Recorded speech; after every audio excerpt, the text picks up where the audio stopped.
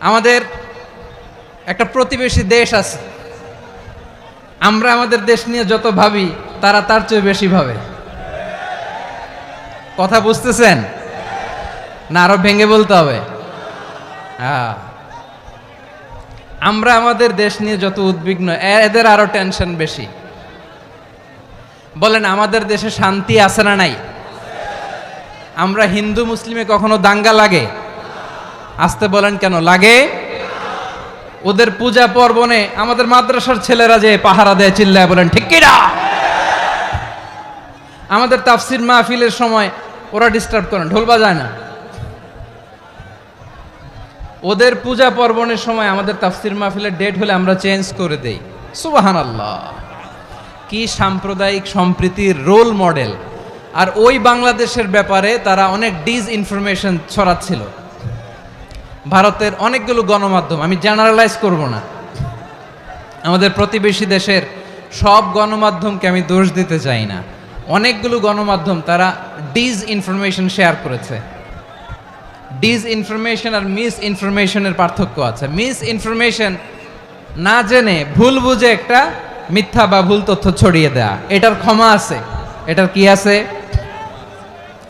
আর disinformation মানে ইচ্ছা করে, প্ল্যান করে, ম্যাপ করে, ছক এঁকে মিথ্যা, গুজব, রটনা সোশ্যাল মিডিয়ায় ছড়ানো, এটার ক্ষমা আছে? আওয়াজ করে বলেন, ক্ষমা আছে? ভারতের কিছু গণমাধ্যম তাই করেছে, আমরা ব্যথিত হয়েছি, আমাদের হৃদয়ে রক্তক্ষরণ হয়েছে।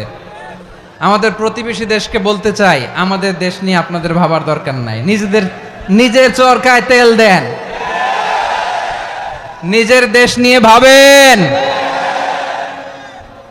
গত মাসের ভয়েস অফ আমেরিকার রিপোর্ট, বাংলাদেশে সংখ্যালঘু জনগোষ্ঠী আগের চেয়ে বেশি নিরাপত্তা পাচ্ছে। Report voice of America, Muslim report নাকি? মুসলিম জরিপ, ভয়েস অফ আমেরিকা। কথা বুঝে নাই বোধহয়। ভয়েস অফ আমেরিকা কি আমাদের রিপোর্ট না? ভয়েস অফ আমেরিকার জরিপ, বাংলাদেশের সংখ্যালঘু জনগোষ্ঠী আগের চেয়ে ভালো নিরাপত্তা পাচ্ছে। শুধু এখানেই শেষ না, মাইক্রোসফটের একটা জরিপ শোনায় আপনাদেরকে। তারা সারা পৃথিবীতে গুজব, ভুয়া আর মিথ্যা নিউজ ছড়ানোতে কোন দেশ সেরা একটা রিপোর্ট করেছে। এর মধ্যে 1 নম্বরে এসেছে ভারতের নাম। মাইক্রোসফট তো মুসলমানরা চালায় না? কথা বোঝে নাই বোধহয়। প্রতিবেশী দেশকে বলবো, আপনারা নিজের চরকায় তেল দেন, আপনারাও শান্তিতে থাকেন, আমাদেরকেও শান্তিতে থাকতে দেন। সব চেঞ্জ করা যায়, প্রতিবেশী চেঞ্জ করা যায় না। আমাদের ল্যান্ড তাদের ল্যান্ড, পাশাপাশি। আমরা চাই তারাও সুখে থাক, আমরাও সুখে থাকি, ঠিক কিনা? কিন্তু প্রতিবেশী হলে বন্ধুত্বপূর্ণ আচরণ করতে হয়। প্রতিবেশী যদি বন্ধু না হয়ে প্রভু হতে চায়, এরকম দানব প্রতিবেশী কেউ চায় না। ভারত যদি বন্ধুত্ব উপহার দেয়, আমরাও বন্ধুত্ব দিব, কি বলেন? তারা যদি বন্ধু সুলভ আচরণ করে, আমরাও বন্ধুত্ব উপহার দেব। কারণ আমাদের পররাষ্ট্র নীতি হচ্ছে সবার সাথে বন্ধুত্ব, কারোর সাথে বৈরিতা নয়। আলহামদুলিল্লাহ বলেন, কত চমৎকার পলিসি আমাদের।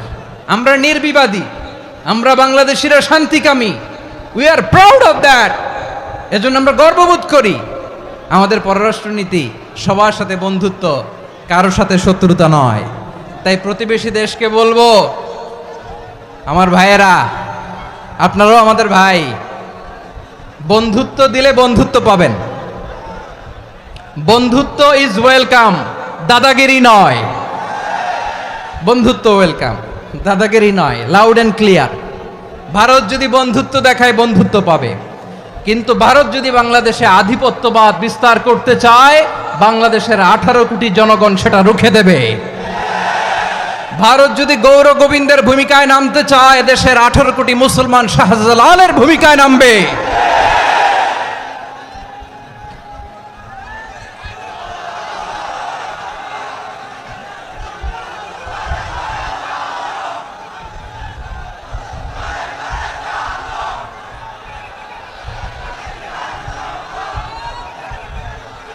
প্রিয় ভাইয়েরা, আমরা বন্ধুত্বে বিশ্বাসী, শত্রুতায় নই, ঠিক কিনা বলেন? আল্লাহ আমাদেরকে বোঝার তৌফিক দান করুক। তাহলে এই যে তারা বলেছে এদেশে সংখ্যালঘুরা কষ্টে আছে, দুঃখে আছে, এটা কি ঠিক? বলেন, এটা কি ঠিক? না, তারা ডিস ইনফরমেশন শেয়ার করেছে, এটা ঠিক নয়। আমার প্রতিবেশী বন্ধু রাষ্ট্রকে বলবো, আপনারা এটা করবেন না, এটা করবেন না। আমরা শান্তিতে আছি, আপনারাও শান্তিতে থাকেন, আমাদেরকেও শান্তিতে থাকতে দেন। এই যে চিটাগাংয়ের অ্যাডভোকেট আলিফ হত্যাকাণ্ডে গোটা বাংলাদেশ আমরা ধৈর্যের পরাকাষ্ঠা দেখিয়েছে, চিল্লায় বলেন ঠিক কিনা? আমাদের নেতা আমাদেরকে ডেকেছে, আমরা শান্ত থেকেছি। আমরা শান্ত থাকতে চাই, আমরা ঐক্যবদ্ধ থাকতে চাই। যে কোনো ষড়যন্ত্র রুখে দেওয়ার জন্য ঐক্যবদ্ধ প্রচেষ্টার কোনো বিকল্প নাই। তাই আজকের আলোচনার ছোট্ট একটা টপিক আমি শিরোনাম ঠিক করেছি, আমাদের জীবনে, সমাজ জীবনে, ধর্মীয় জীবনে, রাষ্ট্রীয় জীবনে ঐক্যবদ্ধ থাকার গুরুত্ব। এবার আওয়াজ করে পেকুয়ার ভাইয়েরা বলেন, আমরা ঐক্যবদ্ধ জীবনযাপন করতে চাই কি চাই না?